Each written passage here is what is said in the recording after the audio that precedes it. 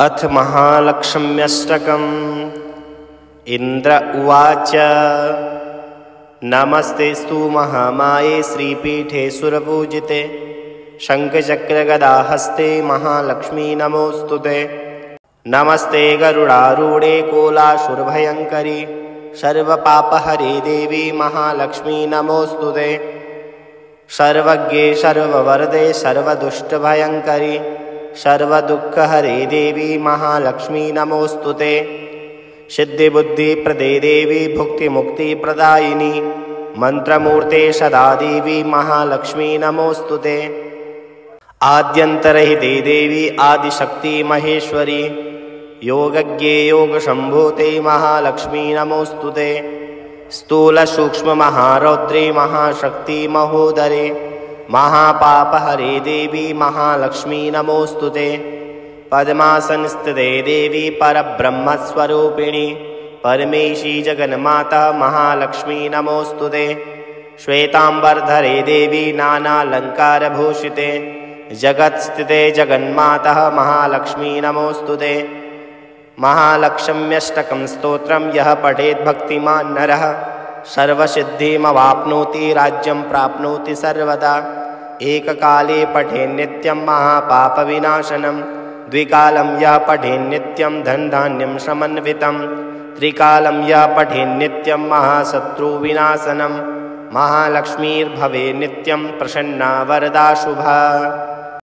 इंद्र उवाच नमस्तेस्तु महामाये श्रीपीठे सुरपूजिते शङ्खचक्रगदाहस्ते महालक्ष्मी नमोऽस्तुते। नमस्ते गरुडारूढे कोलासुरभयङ्करी सर्वपापहरे देवी महालक्ष्मी नमोऽस्तुते। सर्वज्ञे सर्ववरदे सर्वदुष्टभयङ्करी सर्वदुःखहरे देवी महालक्ष्मी नमोऽस्तुते। सिद्धिबुद्धिप्रदे देवी भुक्तिमुक्तिप्रदायिनी मंत्रमूर्ते सदा देवी महालक्ष्मी नमोऽस्तुते। आद्यन्तरहिते देवी आदिशक्ति महेश्वरी योगज्ञे योगशम्भूते महालक्ष्मी नमोऽस्तुते। स्थूलसूक्ष्ममहारौद्रे महाशक्ति महोदरे महापापहरे देवी महालक्ष्मी नमोऽस्तुते। पद्मासनस्थिते देवी परब्रह्मस्वरूपिणी परमेशी जगन्माता महालक्ष्मी नमोऽस्तुते। श्वेतांबरधरे देवी नानालंकारभूषिते जगत्स्थिते जगन्माता महालक्ष्मी नमोऽस्तुते। महालक्ष्म्यष्टकं स्तोत्रं यः पठेत् भक्तिमान् नरः सर्वसिद्धिमवाप्नोति राज्यं प्राप्नोति सर्वदा।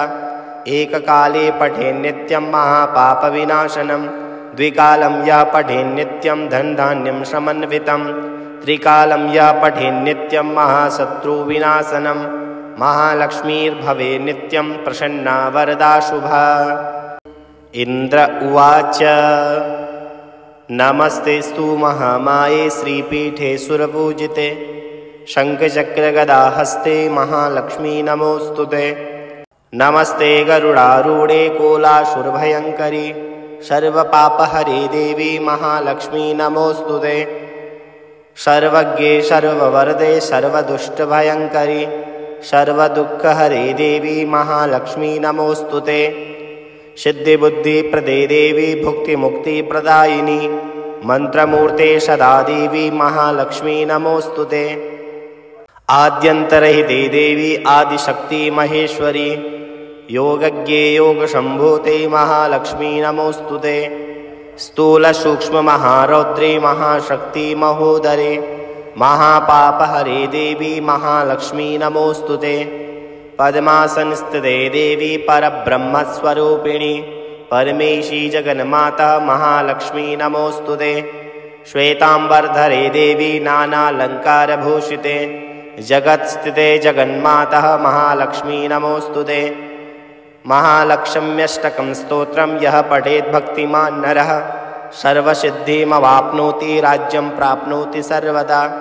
एककाले पठेन्नित्यं महापापविनाशनं द्विकालं यः पठेन्नित्यं धनधान्यं समन्वितं त्रिकालं यः पठेन्नित्यं महाशत्रुविनाशनं महालक्ष्मीर्भवेत् नित्यं प्रसन्ना वरदा शुभा। इन्द्र उवाच नमस्तेस्तु महामाये श्रीपीठे सुरपूजिते शङ्खचक्रगदाहस्ते महालक्ष्मी नमोऽस्तुते। नमस्ते गरुडारूढे कोलासुरभयङ्करी सर्वपापहरे देवी महालक्ष्मी नमोऽस्तुते। सर्वज्ञे सर्ववरदे सर्वदुष्टभयङ्करी सर्वदुःखहरे देवी महालक्ष्मी नमोऽस्तुते। सिद्धिबुद्धिप्रदे देवी भुक्तिमुक्तिप्रदायिनी मंत्रमूर्ते सदा देवी महालक्ष्मी नमोऽस्तुते। आद्यन्तरहिते देवी आदिशक्ति महेश्वरी योगज्ञे योगशम्भूते महालक्ष्मी नमोऽस्तुते। स्थूलसूक्ष्ममहारौद्रे महाशक्ति महोदरे महापापहरे देवी महालक्ष्मी नमोऽस्तुते।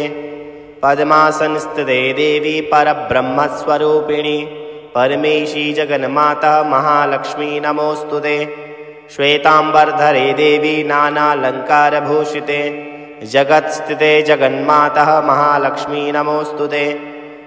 महालक्ष्म्यष्टकं स्तोत्रं यः पठेत् भक्तिमान् नरः सर्वसिद्धिमवाप्नोति राज्यं प्राप्नोति सर्वदा। एककाले पठेन्नित्यं महापापविनाशनं द्विकालं यः पठेन्नित्यं धनधान्यं समन्वितं त्रिकालं यः पठेन्नित्यं महाशत्रुविनाशनं महालक्ष्मीर्भवे नित्यं प्रसन्ना वरदा शुभा।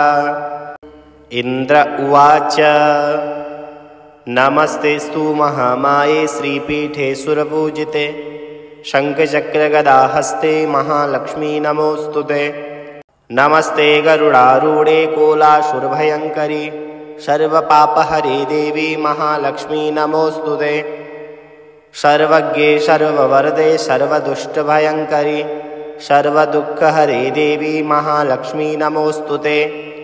सिद्धिबुद्धिप्रदे देवी भुक्तिमुक्तिप्रदायिनी मंत्रमूर्ते सदा देवी महालक्ष्मी नमोऽस्तुते।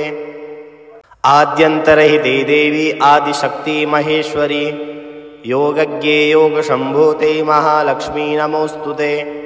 स्थूलसूक्ष्ममहारौद्रे महाशक्ति महोदरे महापापहरे देवी महालक्ष्मी नमोऽस्तुते। पद्मासनस्थिते देवी परब्रह्मस्वरूपिणी परमेशी जगन्माता महालक्ष्मी नमोऽस्तुते। श्वेतांबरधरे देवी नानालंकारभूषिते जगत्स्थिते जगन्माता महालक्ष्मी नमोऽस्तुते। महालक्ष्म्यष्टकं स्तोत्रं यः पठेत् भक्तिमान् नरः सर्वसिद्धिमवाप्नोति राज्यं प्राप्नोति सर्वदा।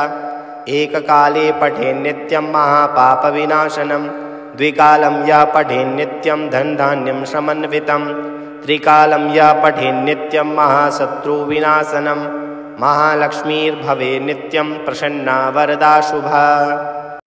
इन्द्र उवाच नमस्तेस्तु महामाये श्रीपीठे सुरपूजिते शङ्खचक्रगदाहस्ते महालक्ष्मी नमोऽस्तुते। नमस्ते गरुडारूढे कोलासुरभयङ्करी सर्वपापहरे देवी महालक्ष्मी नमोऽस्तुते।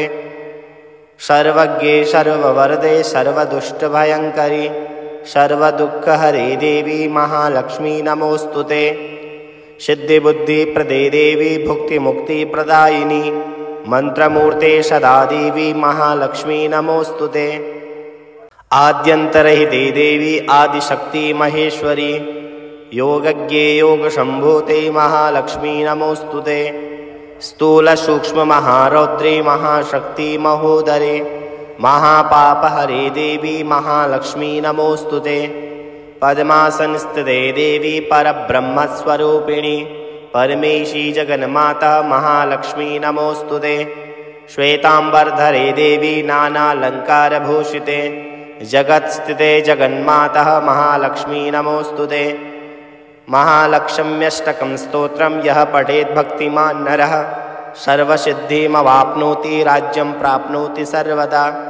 एककाले पठेन्नित्यं महापापविनाशनं द्विकालं यः पठेन्नित्यं धनधान्यं समन्वितं त्रिकालं यः पठेन्नित्यं महाशत्रुविनाशनं महालक्ष्मीर्भवे नित्यं प्रसन्ना वरदा शुभा। इन्द्र उवाच नमस्तेस्तु महामाये श्रीपीठे सुरपूजिते शङ्खचक्रगदाहस्ते महालक्ष्मी नमोऽस्तुते। नमस्ते गरुडारूढे कोलासुरभयङ्करी सर्वपापहरे देवी महालक्ष्मी नमोऽस्तुते। सर्वज्ञे सर्ववरदे सर्वदुष्टभयङ्करी सर्वदुःखहरे देवी महालक्ष्मी नमोऽस्तुते। सिद्धिबुद्धिप्रदे देवी भुक्तिमुक्तिप्रदायिनी मंत्रमूर्ते सदा देवी महालक्ष्मी नमोऽस्तुते। आद्यन्तरहिते देवी आदिशक्ति महेश्वरी योगज्ञे योगशम्भूते महालक्ष्मी नमोऽस्तुते। स्थूलसूक्ष्ममहारौद्रे महाशक्ति महोदरे महापापहरे देवी महालक्ष्मी नमोऽस्तुते।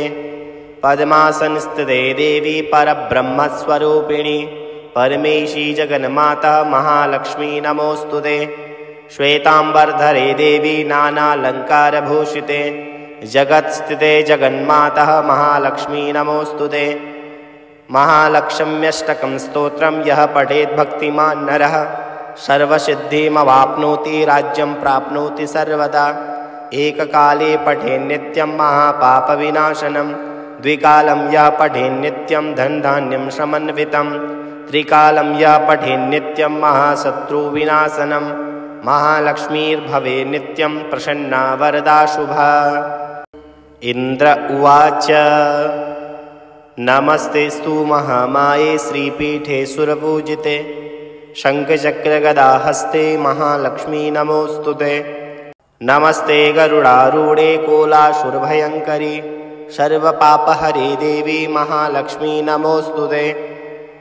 सर्वज्ञे सर्ववरदे सर्वदुष्टभयङ्करी सर्वदुःखहरे देवी महालक्ष्मी नमोऽस्तुते। सिद्धिबुद्धिप्रदे देवी भुक्तिमुक्तिप्रदायिनी मंत्रमूर्ते सदा देवी महालक्ष्मी नमोऽस्तुते। आद्यन्तरहिते देवी आदिशक्ति महेश्वरी योगज्ञे योगशम्भूते महालक्ष्मी नमोऽस्तुते। स्थूलसूक्ष्ममहारौद्रे महाशक्ति महोदरे महापापहरे देवी महालक्ष्मी नमोऽस्तुते। पद्मासनस्थिते देवी परब्रह्मस्वरूपिणी परमेशी जगन्माता महालक्ष्मी नमोऽस्तुते। श्वेतांबरधरे देवी नानालंकारभूषिते जगत्स्थिते जगन्माता महालक्ष्मी नमोऽस्तुते। महालक्ष्म्यष्टकं स्तोत्रं यः पठेत् भक्तिमान् नरः सर्वसिद्धिमवाप्नोति राज्यं प्राप्नोति सर्वदा। एककाले पठेन्नित्यं महापापविनाशनं द्विकालं यः पठेन्नित्यं धनधान्यं समन्वितं त्रिकालं यः पठेन्नित्यं महाशत्रुविनाशनं महालक्ष्मीर्भवे नित्यं प्रसन्ना वरदा शुभा।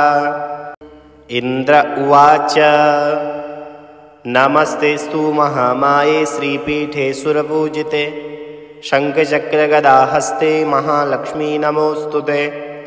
नमस्ते गरुडारूढे कोलासुरभयङ्करी सर्वपापहरे देवी महालक्ष्मी नमोऽस्तुते। सर्वज्ञे सर्ववरदे सर्वदुष्टभयङ्करी सर्वदुःखहरे देवी महालक्ष्मी नमोऽस्तुते। सिद्धिबुद्धिप्रदे देवी भुक्तिमुक्तिप्रदायिनी मंत्रमूर्ते सदा देवी महालक्ष्मी नमोऽस्तुते। आद्यन्तरहिते देवी आदिशक्ति महेश्वरी योगज्ञे योगशम्भूते महालक्ष्मी नमोऽस्तुते। स्थूलसूक्ष्ममहारौद्रे महाशक्ति महोदरे महापापहरे देवी महालक्ष्मी नमोऽस्तुते।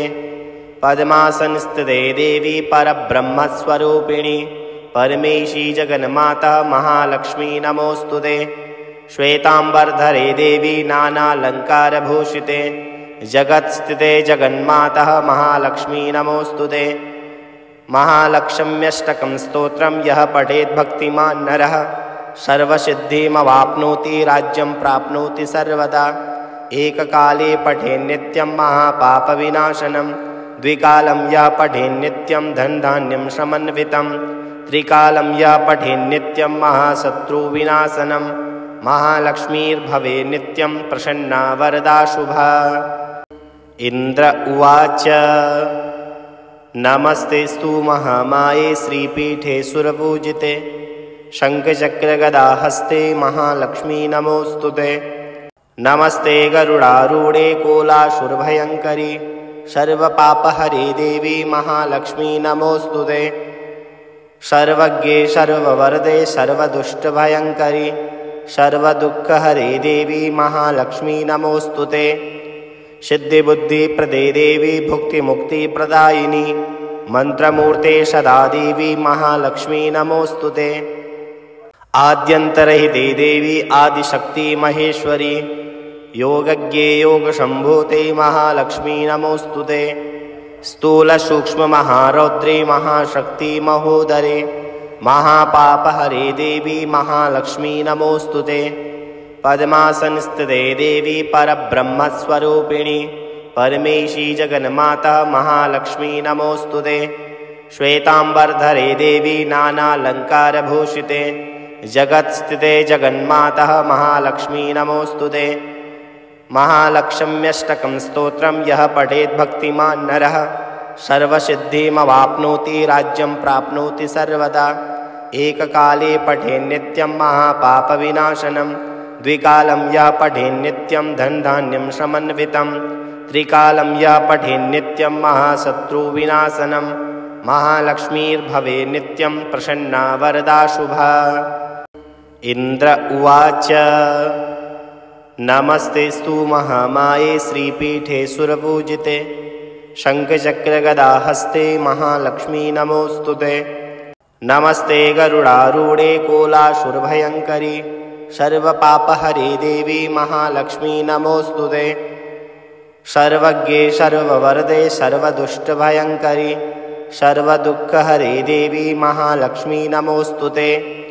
सिद्धिबुद्धिप्रदे देवी भुक्तिमुक्तिप्रदायिनी मंत्रमूर्ते सदा देवी महालक्ष्मी नमोऽस्तुते। आद्यन्तरहिते देवी आदिशक्ति महेश्वरी योगज्ञे योगशम्भूते महालक्ष्मी नमोऽस्तुते। स्थूलसूक्ष्ममहारौद्रे महाशक्ति महोदरे महापापहरे देवी महालक्ष्मी नमोऽस्तुते। पद्मासनस्थिते देवी परब्रह्मस्वरूपिणी परमेशी जगन्माता महालक्ष्मी नमोऽस्तुते। श्वेतांबरधरे देवी नानालंकारभूषिते जगत्स्थिते जगन्माता महालक्ष्मी नमोऽस्तुते। महालक्ष्म्यष्टकं स्तोत्रं यः पठेत् भक्तिमान् नरः सर्वसिद्धिमवाप्नोति राज्यं प्राप्नोति सर्वदा। एककाले पठेन्नित्यं महापापविनाशनं द्विकालं यः पठेन्नित्यं धनधान्यं समन्वितं त्रिकालं यः पठेन्नित्यं महाशत्रुविनाशनं महालक्ष्मीर्भवेत् नित्यं प्रसन्ना वरदा शुभा। इन्द्र उवाच नमस्तेस्तु महामाये श्रीपीठे सुरपूजिते शङ्खचक्रगदाहस्ते महालक्ष्मी नमोऽस्तुते। नमस्ते गरुडारूढे कोलासुरभयङ्करी सर्वपापहरे देवी महालक्ष्मी नमोऽस्तुते। सर्वज्ञे सर्ववरदे सर्वदुष्टभयङ्करी सर्वदुःखहरे देवी महालक्ष्मी नमोऽस्तुते। सिद्धिबुद्धिप्रदे देवी भुक्तिमुक्तिप्रदायिनी मंत्रमूर्ते सदा देवी महालक्ष्मी नमोऽस्तुते। आद्यन्तरहिते देवी आदिशक्ति महेश्वरी योगज्ञे योगशम्भूते महालक्ष्मी नमोऽस्तुते। स्थूलसूक्ष्ममहारौद्रे महाशक्ति महोदरे महापापहरे देवी महालक्ष्मी नमोऽस्तुते। पद्मासनस्थिते देवी परब्रह्मस्वरूपिणी परमेशी जगन्माता महालक्ष्मी नमोऽस्तुते। श्वेतांबरधरे देवी नानालंकारभूषिते जगत्स्थिते जगन्माता महालक्ष्मी नमोऽस्तुते।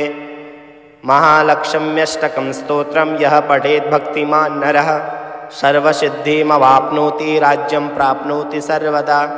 एककाले पठेन्नित्यं महापापविनाशनं द्विकालं यः पठेन्नित्यं धनधान्यं समन्वितं त्रिकालं यः पठेन्नित्यं महाशत्रुविनाशनं महालक्ष्मीर्भवेत् नित्यं प्रसन्ना वरदा शुभा।